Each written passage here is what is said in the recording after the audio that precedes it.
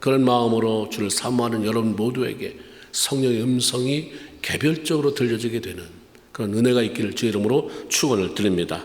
애굽에서 해방되어서 광야를 통과하고 약속의 땅 가나안에 들어와 정착하게 된 이스라엘 백성들에게 왕이 생겼습니다. 왕.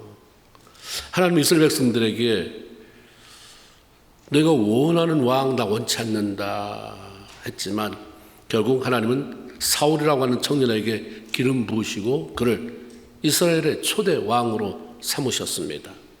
그러나 그가 하나님의 말씀에 불순종하며 자기 마음대로 행동하자. 네가 왕이지만 백성들의 왕이지만 네 왕은 나다. 네가 날 불순종하는 것은 결국 내 말을 무시하는 거지. 하나님은 조금도 망설임 없이 그를 폐위시키셨어요. 그리고 다윗을 선택해 두 번째 왕으로 내정하시고 기름 부으셨습니다. 하나님이 다윗을 선택한 이유가 무엇이었을까? 사도행전 13장 22절에 보면 내가 이새의 아들 다윗을 만나니 내 마음에 합한 사람이라 여기도 있어요. 영어로 보니까 A man after my own heart 이렇게 되어 있어요. 마음에 쏙 드는 사람, 내 취향에 아주 딱 맞는 사람, 내 마음을 사로잡는 사람, 그런 의미죠. 마음에 합했다. 이게 이 정도가 아닌 거예요. 너무 좋아. 딱 보는 순간 내 취향이야, 내 취향. 내 마음에 너무 들어. 놓치면 안 돼. 하나님의 다윗이 얼마나 좋았으면 그렇게 표현하셨을까? 하나님 왜 그렇게 다윗을 마음에 들어 하셨을까? 한 가지예요. 하나님을 존중함. 하나님을 그렇게 존중했어요. 사무엘상 2장 30절에 보면 나는 어떤 하나님인 줄 아느냐? 나를 존중히 여기는 자를 내가 존중히 여기고 나를 멸시하는 자 난 경멸한다. 존중이란 높이고 귀하게 여기는 거예요. 너무 귀해서 함부로 할 수 없는 거. 이게 존중 아닙니까? 하나님을 존중히 여긴다는 것은 그분의 말씀을 존중하는 거예요.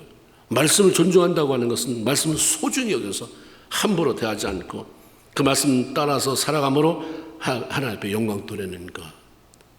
이게 존중이에요.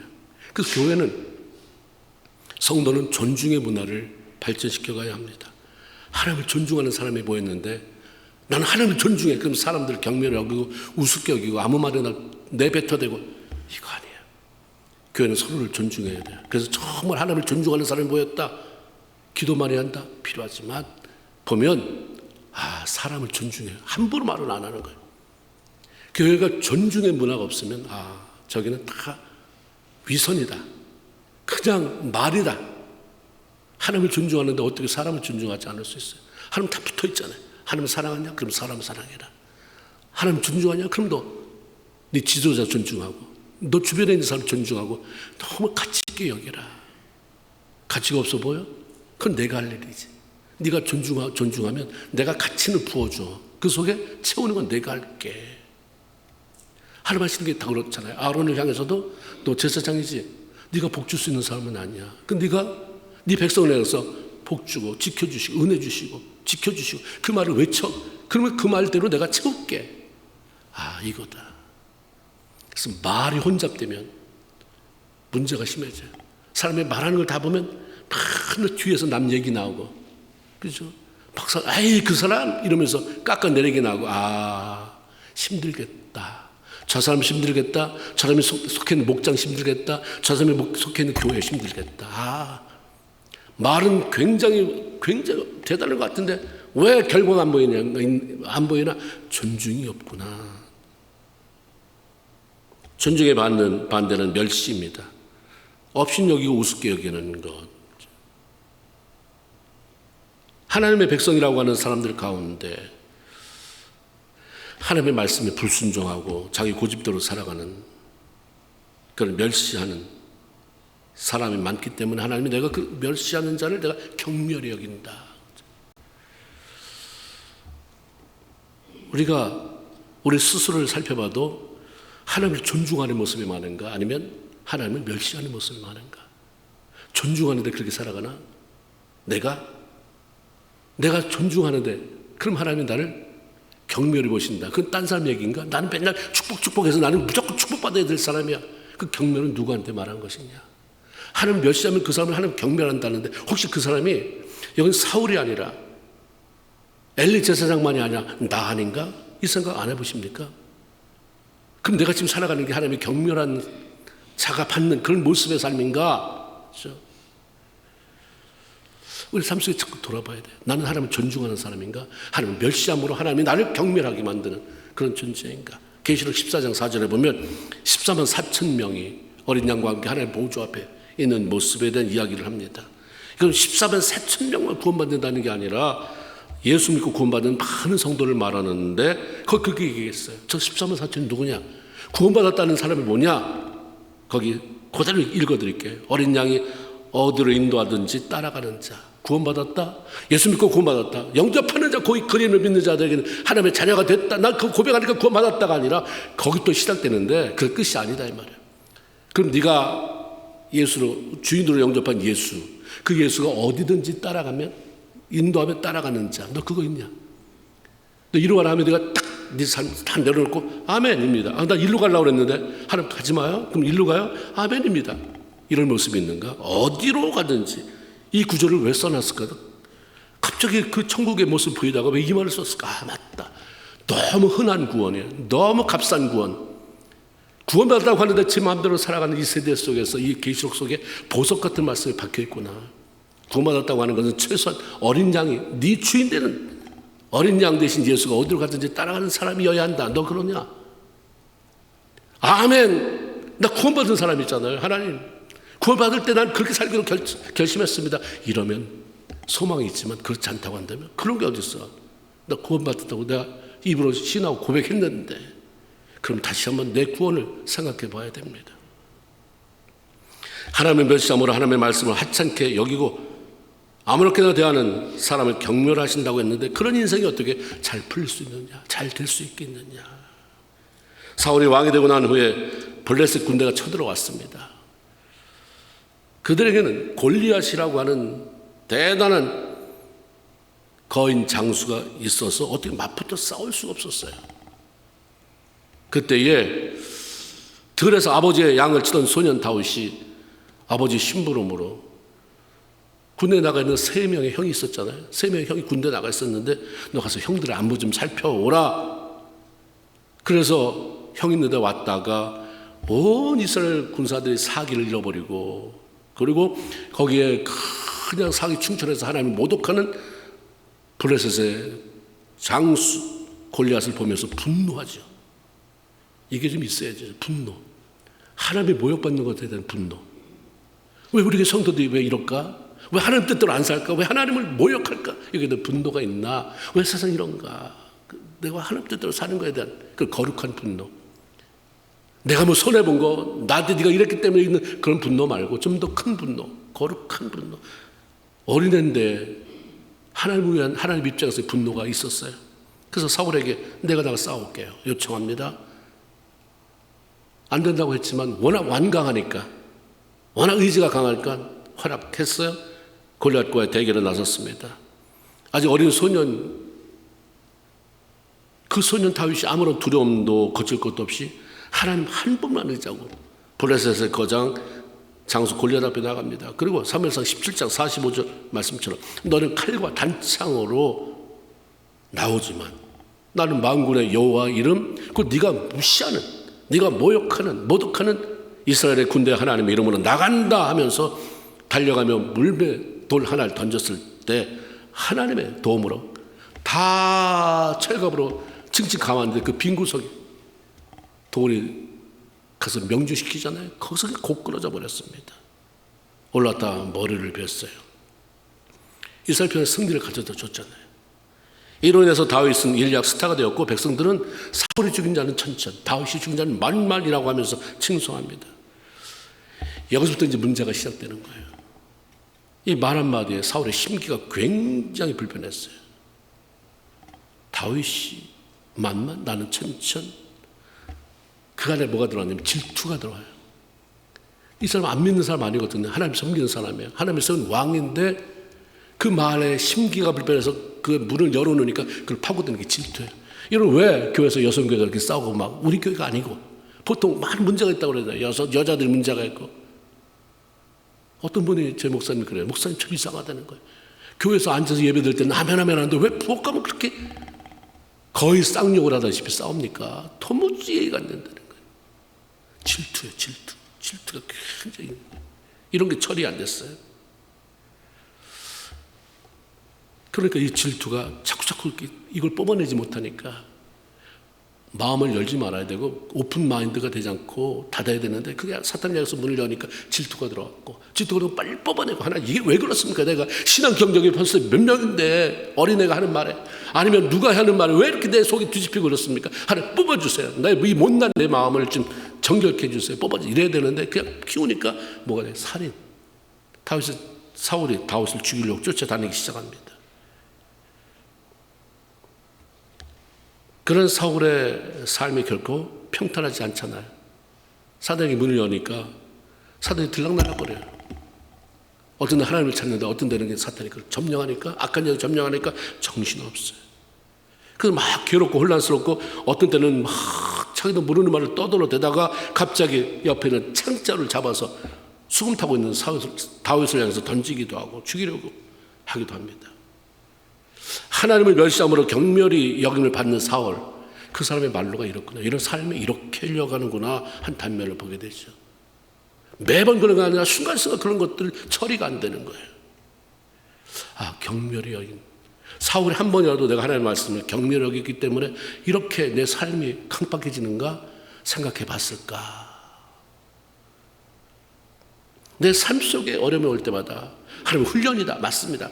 다 하나님은 멋지게 이 다음에 훌륭한 사람 만들려고 훈련이야. 이 얘기는 많이 듣고 많이 하는데 혹시 내가 하나님 앞에 경멸함을 당하고 있지는 않는가 생각을 해보고 하나님 앞에 진지하게 무릎을 꿇어보는 경우는 얼마나 되는가. 다윗은 사울에게 대해서 도망쳐버렸죠. 죽이려고 하는데 저게 언제 발작해서 죽일지 모르니까 도망쳐버렸습니다. 그때부터 사울은 더 불이 붙었어요. 다윗을 죽이기 위해서 그걸 추적하는 일로 인생을 다 탕진해버렸어요. 왕으로 세웠는데 본래 목적은 다 잊어버렸어요.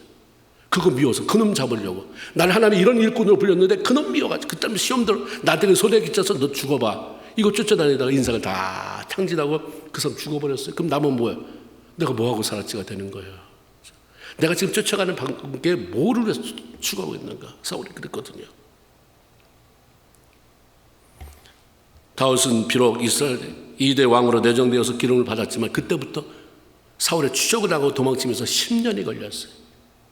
10년 동안 도망치는 자로 살았습니다.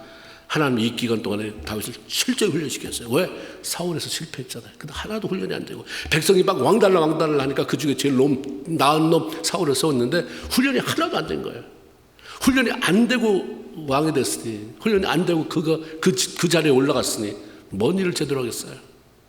처음에는 대단히 하는 것 같지만 그 다음에는 뭐 본색이 나오잖아요. 본색을 갈아엎는 게 하나님 훈련이에요. 다 뽑아내는 거. 너 이래도 괜찮니? 가만히 있으면 우리는 괜찮아요. 다. 누가 건드려 보면 본색이 드러나요. 한번 화나게 해봐요. 여러분, 내가 부족한데 잘 지적해 주셔서 감사해요. 집사님 너무 감사해요. 이렇습니까? 네가 나를 어떻게 안다고? 교회가 여기 하나냐? 목사님 당신 나를 어떻게 안다고 그렇게 말하십니까? 뒤집어 엎어주잖아요.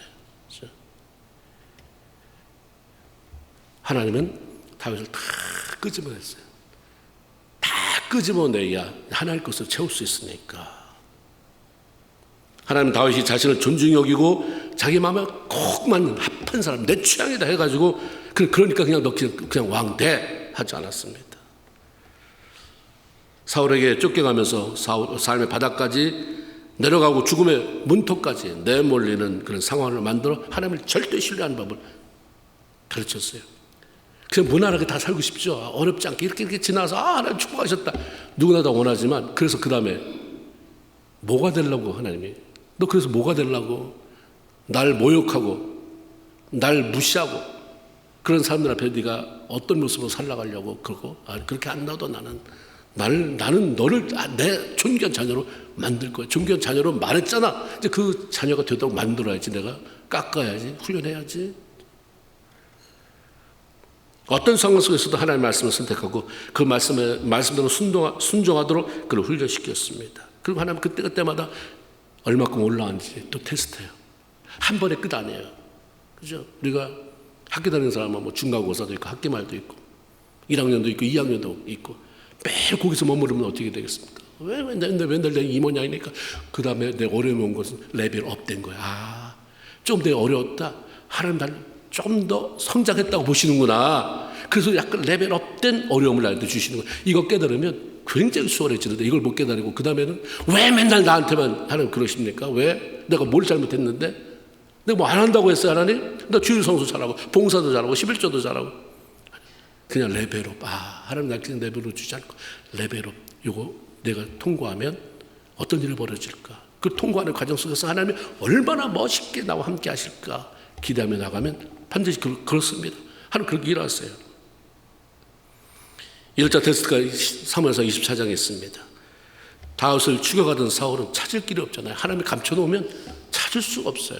근데 어느 날 이제 다윗을 테스트해야 되니까 노출되게 만들어요. 다윗이 엔게디 광야에 있다는 소식을 듣고 사울이 군사 3,000명을 데리고 가요. 아니 한 명 죽이려고 하는데 3,000명 군사를 빼서 전쟁도 아니고 다윗이 그러잖아요. 또 어이가 없으니까 나 같은 벼룩인데 왕이 이거 한 마리 잡으려고 이 빈대 한 마리 잡으려고 3,000명을 들고 나오셨습니까? 근데 그때 3,000명을 끌고 나왔는데 갑자기 사울이 용변이 급한 거예요. 그래서 근처에 있는 한 굴에 들어왔는데 마침 하나님이 일으키는 사건은 그거예요. 마침 그것을 사울을 피해 다니던 다윗 그리고 그를 따르던 무리가 그걸 숨어 있었습니다. 저 깊숙이. 동굴이니까 어둡잖아요. 근데 앞에 뚫린 구멍에 환히 있으니까 누가 들어오는지 나오는지 다 보일 거 아니에요. 사울이 동굴로 들어오는 것을 본 다윗의 사람들이 한결같이 정말 당신은 축복받은 사람이다.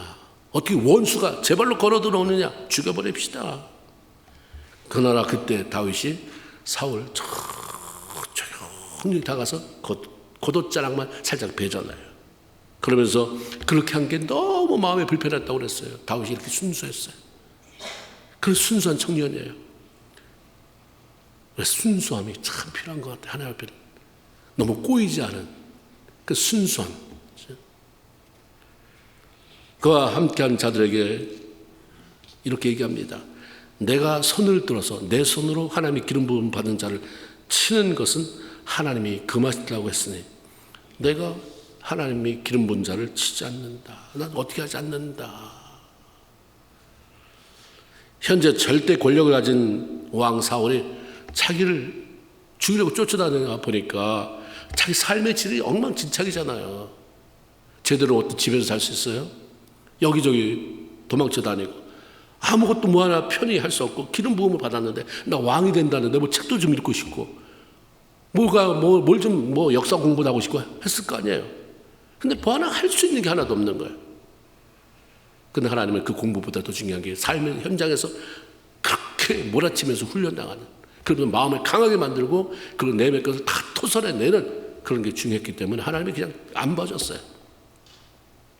그런데 하여튼 자기를 죽이려고 하는 원수 사울이 바로 자기 앞에 나타났습니다. 단칼에 제거해버린다면 어차피 나 왕이 될 사람이잖아요. 뭐 좀 앞당기는 것뿐 추격하는 사람도 없고 도망치는 필요도 없고 왕자에 앉을 준비만 하면 되는 거예요. 하나님 왕 된다면서 기름 부었잖아요. 잘 해보려고 빨리 시간 좀 단축시키려고 내가 했는데 뭐 그렇게 크게 잘못했습니까? 그럴 수 있어요. 하나님이 주신 기회라고 여길 수도 있었을 것입니다. 근데 하나님 이 다윗은 내 기준 내 생각 그거 다 내려놨어요. 그렇게 행동하지 않았어요. 말씀에 비추어서 하나님 말씀이 뭐라고 그랬지? 그럼 내가 어떻게 행동해야 되지? 이거 안 되는구나. 말씀이 그렇게 하지 말랬는데 나 그거 알고 있잖아. 그럼 no 거절했습니다. 하나님의 말씀이 기름 부어 세운 주의 종들 내가 한다. 왜 네가 나서서 그래? 내가 할 텐데. 네가 죽이지 마. 내가 죽일게. 죽여도. 그럼 하나님이 알아서 하시. 그래서 하나님이 알아서 죽인다. 나는 그거 내 손을 하는 게 아니라 나는 그냥 하나님 말씀하신 대로 그냥 순종하면 된다. 그러니까 다윗 보면 그렇게 갈등하지 않았어요. 이거 죽여 살려? 죽일까? 아니야. 이때 기회지. 이런 거 없었어요. 그냥 아니라고 그러니까 아니다. 따라합시다. 하나님이 말씀하신 대로 따르는 것이 우선이고 최선이다. 이것만 되면 돼요. 왜 우리가 삶이 잘 안 돼? 우선이 아니에요. 하나님이 우선이 아니에요. 그게 최선이 아니에요. 난 내 최선이 너무 많아. 내가 세우는 우선이 너무 많습니다. 그러니까 자신이 사울을 죽일 수 있는 상황에서 살려주었고, 증표로 그의 겉옷자락만 살짝 베내는 것으로 상황 종료, 끝. 더 이상 말하지 말아라. 사울의 영변 모르는 일을 마치고 굴에서 빠져나가자 다윗이 그를 멀찍이 따라 나가서 큰 소리로 내 주 왕이여라고 불러 세웁니다. 그리고 동굴에서 있었던 일을 자세히 설명해 줘요. 동굴에서 왕을 죽일 수 있었다. 그 내 동료들이 절호의 찬스라고 죽이라고 했다. 그런데 하나님의 기름 부어 세운 왕을 내가 죽이면 안 된다고 하시기에 그냥 난 죽이지 않고 그냥 겉옷만, 여기 봐라, 이 겉옷자락이다. 내가 아니라 왕이, 하나님께서 나를 위하여 왕에게 보복하려니와 나는 내 손으로 왕을 해하지 않겠습니다. 이렇게 큰 소리로 외쳐요. 그러니까 사울의 목소리, 사울이 이 목소리가 다윗의 목소리인 줄 알았거든요. 그러니까 갑자기 소리 높여서 울기 시작합니다. 나는 너를 학대하되 너는 나를 선대하네. 네가 나보다 훨씬 낫고 의롭도다. 내가 오늘 나에게 행한 일로 인해서 하나님께서 내게 선으로 갚아주기를 원한다. 그걸 떠납니다. 자신을 죽이러 온 사람의 마음에 감동을 줘서 오히려 축복하게 만들고 떠나는 이런 일이 어떻게 가능할 수 있을까? 하나님이 사울의 마음을 만지셨기 때문에 가능한 거죠. 하나님의 말씀을 따라 살다 보니까 내 원수라도 하나님이 그 마음을 움직여 놓아주시는, 아, 그렇다. 내가 애써서 뭘 해보려고 하는 것보다, 그래서 일생 동안 성취할 수 있는 게 뭐가 되겠습니까? 난 지쳐버리면 그나마도 놔버리고, 아이, 뭐 하나님이고 뭐 없어. 그러니까 제 마음대로 사는 게.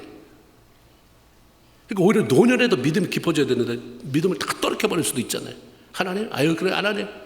명맥이나 유지하다. 그거 아니에요. 하나님이 원서도 그의 마음을 움직이는 걸 보는 거죠. 전혀 가능하지 않은 그 기적을 보게 되는 거예요. 그러니까 시간이 갈수록 와, 하나님 그렇지. 그러니까 하나님을 떠날 수가 없어요. 깊어지지 않을 수 없어요. 내가 매일매일 하나님을 경험하면서 산다면 인생이 어제보다 나은 오늘인데, 오늘보다 나은 내일이고, 20대보다 나은 30대, 30대보다 나은 50대인데 50대에 어떻게 신앙이 그럴 수 있어요? 70대, 80대 어떻게 그럴 수 있어요? 매일 그렇게 경험해 간다면, 그렇죠? 그렇지 못하기 때문이죠. 하나님 말씀대로 따라 살다 보면 손해볼 게 하나도 없습니다. 하나님은 나를 위해서 행하시는 놀라운 일을 보게 되니까. 그러니까 우리가 왜 신앙생활 하나, 뭘 추구하나, 말씀대로 살아가면서 하나님 하시는 일을 보기를 원한다가 돼야 되잖아요. 시간이 흐른 후에 어떤 사람이 다시 광야 앞 하길라 산에 숨어있다는 말을 또 전해줍니다. 그래서 사울이 이번에 군사 3,000명을 또 데리고 다시 다윗을 잡으러 나타났습니다.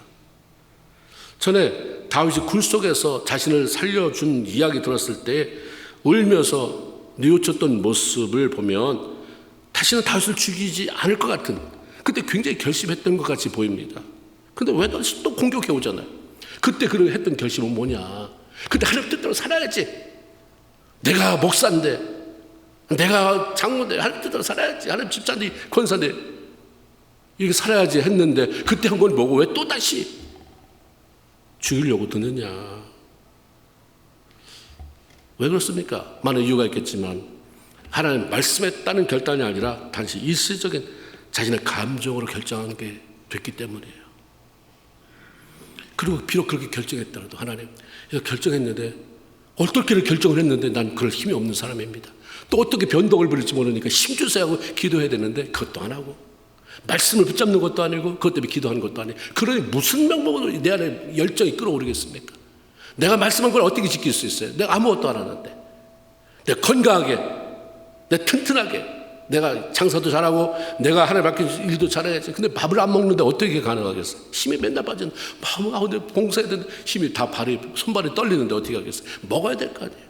말씀을 단단히 붙잡고 기도하고 하나님 해야, 그래야 너 본래 마음은 잘해보려고 하는 마음이지, 그래서 힘이 생기는 건데 그것도 안 하고 그러면 어떻게 하겠어요? 다윗이 그거예요. 다윗의 생애를 보면 사울이 그랬어요. 사울이 기도했다? 없어요. 참 기가 막히더라고요. 참 신기해요. 나중에 그 인생 말년에서는 자기가 죽이라고 하는 무당 찾아가잖아요. 사울도 사무엘도 없고 누구한테 물어볼 사람도 없고 그러니까 무당 찾아가서 야, 내가 급하니까 사무엘 좀 불러내라. 네 주스 써서 이런 짓을 하게 되나. 근데 어떻게 하나님이 세웠던 왕이 그게 하나도 왜 기도가 없을까? 기도하면 되는데 너 무능한 거 다 알아. 너 부족한 거 다 알고 그래도 내가 널 세운 거다. 사울 완벽해서 세웠습니까? 다윗도 마찬가지지만 기도하면 되는데 안 하잖아요. 내 힘으로 뭘 해보려고 애시당초 가능도 안 한 것 그 기도하면 알아서 내가 힘줄 텐데 사울은 그걸 못했습니다. 다윗도 사울 왕의 다시 자신을 잡으러 자기 근처까지 왔다는 이야기를 듣습니다. 그러다가 밤에 조용히 가보자.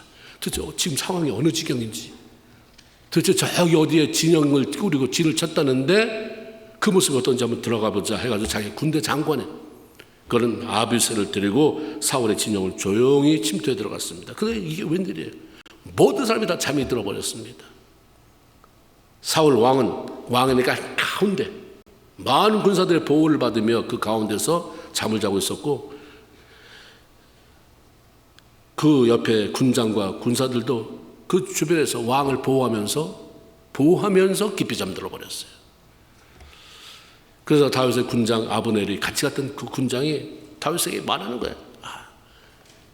하나님이 또다시 당신에게 귀한 기회를 주셨군요. 원수를 손에 넘겨주셨으니 당신이 갈 곳도 없다. 나한테 명령만 해라. 그럼 나도 2번도 아니고 한 번에 저 창으로 저 사울을 찔러서 땅에 꽂겠다.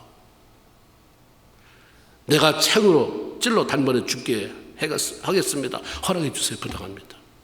그때도 다윗의 대답은 한 채 망설임도 없이 노였습니다. 변함없어요. 말씀이 어제 다르고 오늘 다르냐? 그때 하나님 말씀하셨으면 그 말씀 지금도 살아 있는 거고 그때 하나님 안 된다고 했던 말씀 지금도 안 되는 거다. 사무엘상 26장 9절로 10절에 누구든지 손을 들어 여호와의 기름 부음을 받은 자를 저주하면 치면 죄가 없겠느냐? 너 그거 어떻게 감당하려고? 여호와께서 그를 치시리니 분명 죽는 날이 온다. 전쟁에서 죽든지 전쟁에서 망하든지 어쨌든 하나님이 하실 텐데 그냥 내버려둬. 왜 네가 그래? 왜 네가 난리를 쳐? 감당도 못할 거면서. 그러면서 다윗은 아브넬에게 하나님께서 기름 부음 받은 자를 치는 것 그만이니 너하고 나하고 할 일은 다 잠들었으니까 저 사울이 가지고 있는 창을 뽑아가자. 그 사울 머리맡에 있는 물병 가지고 가면 증거로 충분하다. 하나님의 말씀에 대한 그의 믿음은 흔들림이 없었어요. 요동을 좀 들치고 흔들림 없이 나갔어요. 하나님 일하시는 거 봐야 되잖아요. 그들의 진영 가운데 들어가서 창과 물병을 가져오는 동안에 성경에 보니까 아무도 보거나 눈치채지 못하고 깨어있는 사람이 없었다. 이 사람들 다 지금 와서 텐트 치고 자는 거잖아요. 집에 편히 자는 거 아니에요. 침대에서 자는 거 아닙니다. 바시락해도 깰 판인데 어떻게 3,000명이나 되는 그것도 농부들도 아니고 다 군사들인데 어떻게 깨어있는 사람이 한 명도 없을 수 있었을까? 어떻게 이런 일이 가능할까? 답을 줘요, 성경이. 사무엘상 26장 12절. 이는 여호와께서 그들을 깊이 잠들게 하셨으므로 그들이 다 잠들어 있었기 때문이었다. 하나님께서 사울의 군사를 다 깊이 잠들게 재워버린 것입니다. 그러면 왜 하나님은 사울 왕과 그 군사들 깊이 잠들게 하셨을까? 다윗을 테스트하기 위함이에요. 자신을 죽이러 온 사울과 군사들이 모두 깊이 잠들어 있어서 마음만 먹으면 그냥 창을 꽂을 수 있는데 그런 상황이 벌어졌는데 그런 환경을 조성해 놨는데 어떻게 할래? 다윗이 다음 행동을 어떻게 할 것인지 보기 원하셨습니다. 그런데 다윗의 행동은 하나님을 실망시키지 않으셨어요. 사울의 목숨을 건드리지 않고 그런 말 꺼내지도 못하게 함으로 말미암아 하나님의 기대를 충족시켰습니다. 어떤 상황이 내게 유리한 쪽으로 열리고 내가 원하는 쪽으로 열린다고 해서 그게 하나님의 뜻이 아니에요. 하나님의 말씀 앞에 점검해야 되죠. 하나님의 말씀이 분명한데 상황은 그거하고 다르게 열려지는 것 같다. 그럼 날 테스트하는 거예요. 하나님 도둑질하지 말아라. 근데 총 한마디만 하면 굉장히 돈을 많이 내가 잊어버리지 않을 수 있는데 하나님 기회를 주셨구나. 하나님은 요나가 니느웨로 가서 복음 전하기를 원했는데 너무 싫은 거예요. 가기 싫어요. 그 민족이 우리 민족을 얼마나 많이 괴롭혔는데 가고 싶지 않았어요. 그래서 안 갈 수는 없으니까 투덕투덕 가봤잖아요. 근데 마침 니느러 가는 배는 없고 내가 가고 싶지 않은 다시스로 가는 쪽으로 배가 있잖아요. 그래서 하나님이 이렇게 준비했구나 탔는데 풍랑 만나잖아요. 하나님이 가라고 했는데 아는 걸 자꾸 요행을 바라려고 하지 말아라. 하나님은 도대체 하지 말아라. 그러면 하지 말아야지. 근데 내가 유익이 있어서 사람이 이런 기회, 이런 초래기에 이거 누구나 다 그렇게 하는데 뭐 이런 거 말, 이런 거. 그렇더라도 하나님 아니라면 노 해야 그 다음 스텝이 꼬이지 않는다 이 말이에요. 그때 조금 편하다고 그 다음에 얼마나 많은 삶을 꼬아 넣는가. 다윗이 충족시켜드린 거예요. 다 잠들었으면 어때? 다 실신한 것처럼 누워있으면 어때? 어차피 내가 죽일 수 없는 사람이고 그건 하나님이 하시는 일이고 그러니까 내가 왔다 갔다 하는 증표를 남겨야 되니까 창 가져가고 물병 가져가자. 다윗이 사울에 대한 악감정이 없기 때문에 이렇게 할 수 있었던 게 아닙니다. 뭐가 좋아서 이렇게 했겠어요? 좋아서만 하는 게 아니라 싫어도 힘들어도 하나님이 원하지 않으니까 그래서 울면서도 가는 거예요. 한숨 푹푹 쉬면서도 가는 거예요. 사울이 이유 없이 공격할 때 한 3,000명이나 얼마나 억울하겠어요. 하나님 억울합니다. 그 억울함을 내가 풀려고 하지 않았어요. 지금 그러잖아요. 너 원수가 있느냐? 너 미워하는 사람이 있느냐? 네가 원수가 없지 말아라. 넌 그냥 먹여. 이거 가능하십니까? I don't care. 우리는 하나님의 말씀에 별로 반응 안 해요. 내 마음대로 살아요. 그래서 하나님이 왜 그렇게 힘들게 하십니까? 주님은 돌아와. 내 방법대로 돌아와. 원수는 내가 갚을 테니까 그걸 네가 갚으려고 그렇게 신경 쓰여 걸리고 밥 못 먹고 이러지 말고 그냥 너 먹여. 안 되는데요? 되니까. 기도하고 은혜 받으면 되니까 내가 너한테 시키는 거니까 되도록 기도해봐. 기도도 안 하고 네 상식으로 안 된다, 못한다, 싫다 하지 말고. 얼마나 억울했어요. 그러나 하나님이 억울한 거 갚아주신다. 내가 손으로 안 돼도 하나님은 어떤 일을 통해서 전쟁에 나서 망하게 하든지 거기서 죽든지. 한나라 왕이 아무런 힘도 없는 자신을 죽이기 위해서 3,000명 데리고 다니면서 자신을 죽음의 골짜기로 내몰아서 기약 없이 도망치게 만드는 그 사람. 얼마나 분노의 감정이 일어나겠어요. 너만 아니면 내 인생이 이렇지 않은데. 그럼에도 불구하고 살려줍니다. 왜? 이유는 단순했어요. 하나님 말씀 때문에. 무슨 말씀? 하나님이 기름 부은 자에게 손대지 말아라. 참 어떻게 이렇게 할 수 있을까? 뒤에서라도 막 저주 악담을, 앞에서는 못하더라도 뒤에서 악담하고 저주하고 욕을 퍼부어대도 괜찮았을 텐데 그런 거 하나 없어요. 말씀이 그러려니까 그냥 한 거예요. 이런 사람을 찾습니다. 주님은. 이런 사람을 내가 얘기하지 않았느냐? 그런 사람이 내 마음에 합한 자인데 나 그런 사람을 찾습니다. 그런 한 사람 찾습니다. 그런 한 사람 찾습니다. 다윗에게는 자신의 억울함이나 분노의 감정보다 하나님의 말씀이 더 순종했습니다. 더 중요했습니다. 그것이 자기 삶의 최우선순위에 있었기 때문에 그렇게 할 수 있었어요. 성도의 삶이 어때야 되는가? 하나님의 말씀을 내 삶 위에 올려놓고 나는 그 밑에서 순종하는 삶. 이것뿐이에요. 말씀 위에 내가 서서 말씀 앞에 뒷바퀴를 다니지 말아라. 마음대로 살면서 말씀을 막 뒷발을 버리던 삶 이제는 좀 멈춰라. 그 입 멈춰라. 그 행동 멈춰라. 지금 속이 후련해지자고 마음대로 살다가 나중에 고통 속에 후회하기보다 지금 힘이 들어도 이 순간 말씀대로 참고 순종하다가 후일에 웃을 것을 기약하자. 그렇게 해라. 이건 끝이 있다. 하나님의 말씀이죠. 그러면 다윗은 어떻게 하나님의 말씀에 순종할 힘을 얻었는가? 본래적으로 다윗은 이렇게 태어난 사람인가? 아니에요. 힘을 얻어서 한 거예요. 그 힘이 어디서 나왔냐? 기도죠. 그거 기도했는지 어떻게 아냐? 다윗이 얘기를 했으니까 알죠. 다윗이 성경에 그렇게 써놨어요. 내가 이 시기에 어떻게 살았는지 기도하며 살았다고 얘기해요. 그게 어디 나오냐면 10편 57편. 그 제목이 뭐냐면 다윗이 사울을 피하여 굴에 있던 때에 쓴 시. 그 읽어보면 시편에 여러 개가 나오는데 대표적인 게 그거예요. 다윗이 그때 사울에게 쫓기면서 굴에 있을 때 이런 시를 썼구나. 이런 기도를 했구나. 알 수 있잖아요. 뭐라고 되어 있어요? 하나님이여 내게 은혜를 베푸소서. 내게 은혜를 베푸소서. 내 영혼이 주께로 피하되 주의 날개 그늘 아래서 이 재앙이 지나기까지 피하리이다. 무슨 말이에요? 어려움 속에 있지만 이 고통의 시간이 다 지날 때까지 하나님을 신뢰하며 따라가겠으니 은혜 베풀어 주세요. 은혜 베풀어 주세요. 보호해 주세요. 보호해 주세요. 이런 기도입니다. 절박하게 다 보호해 주세요. 은혜 베풀어 주세요. 7절에 보면 하나님이여 내 마음이 확정되고 내 마음이 확정되었사오니 내가 노래하고 내가 찬송하리이다. 노래 찬송, 이런 고통 시간에 무슨 이런 단어가 나오겠습니까? 고난과 좌절의 시기에 절망하기보다 오히려 이 기간 동안 하나님을 신뢰하며 하나님 말씀에 순종하고 찬양하고 나 마음에 결단했습니다 라고 하는 고백이에요. 어차피 동굴에 갇혀있고 쫓기는 신세, 맨날 원망불평, 맨날 얼굴에 인상 쓰고 살아봐야 달라질 거 하나도 없는데 하나님 나 마음 확정했습니다. 정했습니다. 이제 하나님 신뢰하면서 찬양하며 노래하며 살겠습니다. 이렇게 지냈다는 거예요. 그 기간을. 여러분 지금 어려움 속에 있습니까? 뭐하고 지냈어요? 뭐가 잘 안 풀려서 자식이든 사업이든 뭐든지 건강이든 뭐든지 뭐하고 지내십니까?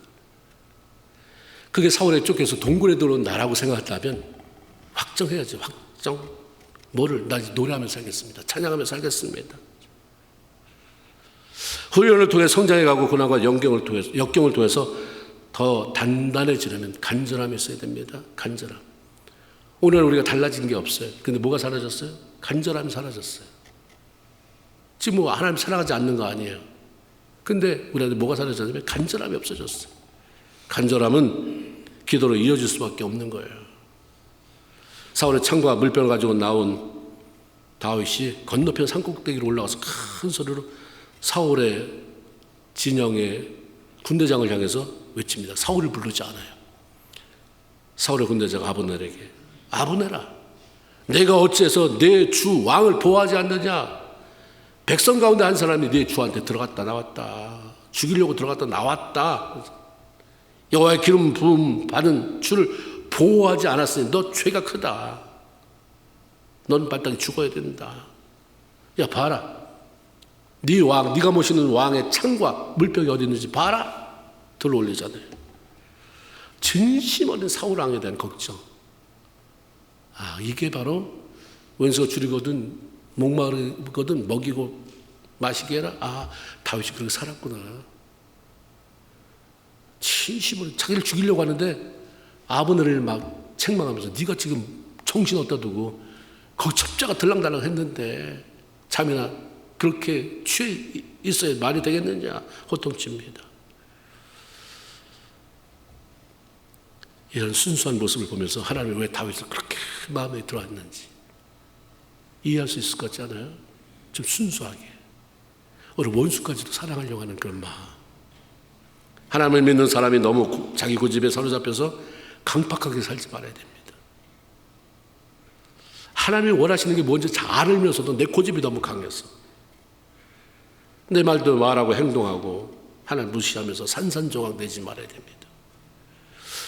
사울이 다윗의 음성을 들었을 때 너 다윗이구나 이러잖아요. 내 아들 사울아, 다윗아 이렇게 부르죠. 그러면서 그가 20절 21절에 보면 그렇게 얘기를 해요. 내가 어리석은 일을 했으니 대단히 잘못되었도다. 이런 고백 해봤어요? 내가 잘못된 것에 대해서. 그게 어린 사람이라 했다. 내가 그때 왜 그랬는지 모르겠다. 내가 참 어리석게 했다. 대단히 잘못했다. 왕이 지금 아무것도 아닌 다윗에게 얘기했잖아요. 내가 왜 그랬는지 모르겠다. 억울한 일을 했다. 억울하게 어리석은 일을 했다. 내가 대단히 잘못됐다. 뉘우치는 말을 합니다. 그래서 다윗은 이 창 보이십니까?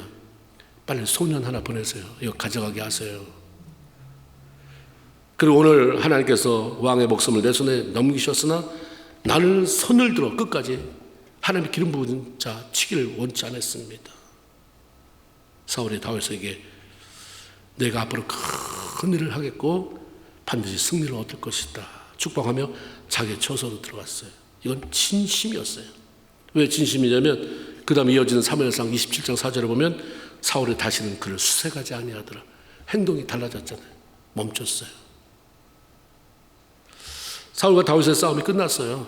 이렇게 말씀대로 반응하면서 나간 다윗이 그냥 이겼습니다. 처절한 싸움이었어요. 다윗은 쫓기고 피하고 도망치고 그러면서도 용서하고 그리고 승리했습니다. 다 알려주잖아요. 어떻게 하면 멋지게 사는지 다 알려줘요. 다. 이게 답이에요. 그렇게 살 수 있으면 나와보라고 그래. 그럼 포기하세요. 남한테 그렇게 강요하지 마세요. 그렇게 살아가는 사람 있잖아요. 엘리야 시대에 다 시대적으로 야합하고 우상에게 절하고 나만 남았습니다 했을 때 하나님이 까불지 말아라.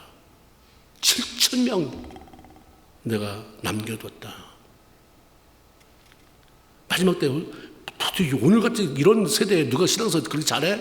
마지막 때 새벽 일 같은 청년을 하나님의 사방에서 모은다. 사울은 다윗을 훈련시키는 그냥 도구, 교관 노릇하다가 다윗의 말처럼 전쟁에서 죽었잖아요. 평소 한 사람 그냥 그것도 좋은 경우로 막 격려하고 위로해서 힘을 준 게 아니라 그냥 혹독하게 대하면서 강하게 만들어 놓고 자기는 죽었어요. 전쟁에서. 무슨 상급이 있겠습니까? 다윗은 혹독한 훈련을 마치고 이스라엘의 왕이 되어서 위대한 생을 살았습니다. 사무엘하 8장 6절에 보면 그런 과정을 거쳐서 왕이 된 다윗의 삶을 어떻게 표현하냐면 다윗이 어디로 가든지 여호와께서 이기게 하셨더라. 이런 말이 그 다음에 자주 나와요. 이런 게 다 지나고 나서 다윗이 어디로 가든지 하나님이 저를 이기게 하셨더라. 이건 우연이 아니에요. 하나님의 말씀을 우선에 두고 따라 살았던 삶, 그런 순종의 삶, 하나님을 소중히 여기고 존중히 여겼던 그런 삶이라는 대가를 치른 그리고 훈련을 통과해낸 사람에게 베풀어 주시는 하나님의 놀라운 은총입니다. 축복입니다. 난 하나님의 어떤 능력이 내려와서 난 맨날 이긴다. 아니요, 그거 아니에요. 그 능력은 뭐예요? 삶이 능력이 되어야 되잖아요. 하나님을 존중하고 그때 하나님이 내가 뭐 주려고 뭘 한 것도 아닌데 내 손에서 나가버렸네. 내 손 흘러서 너한테 들어가 버렸네. 하나님의 말씀이 말씀하신 대로 순종하며 살아가는 삶, 말씀이 말씀하시는 대로 순종하며 살아가는 삶, 그 사람의 결론은 언제나 승리예요. 저러다 망하지 벌떡 일어나 오뚜기처럼 붙잡고 계시니까 하나님이 베풀어 주신 은혜가 축복이 임하게 된다. 그게 저와 여러분의 것이 되기를 주의 이름으로 축원을 드립니다. 아멘. 하나님 고맙습니다. 복된 성의